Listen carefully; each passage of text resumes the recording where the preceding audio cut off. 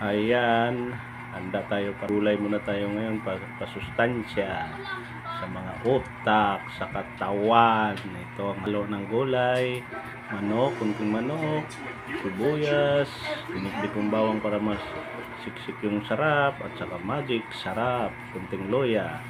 Ayan, sayote, kalabasa, batong. Ayan po siya.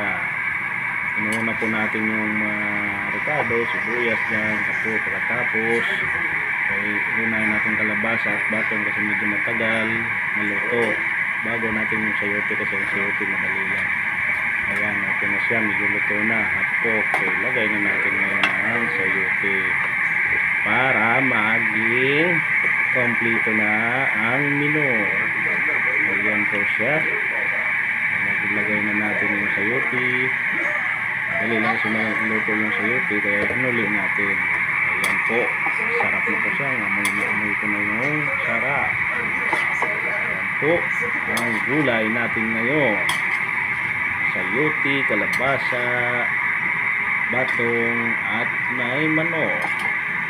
Ayan na, hinalo-halo ko na para magiging okay ang lasa. Ayan na po. Madali lang po maluto yan. Ayan na. Pong! Luto na. Ready to eat. Ang sarap. Ayan, dami naman makain. Masustansya pa. Ayan. Gulay muna tayo. Mura lang. Sustansya pa sa katawan at utak.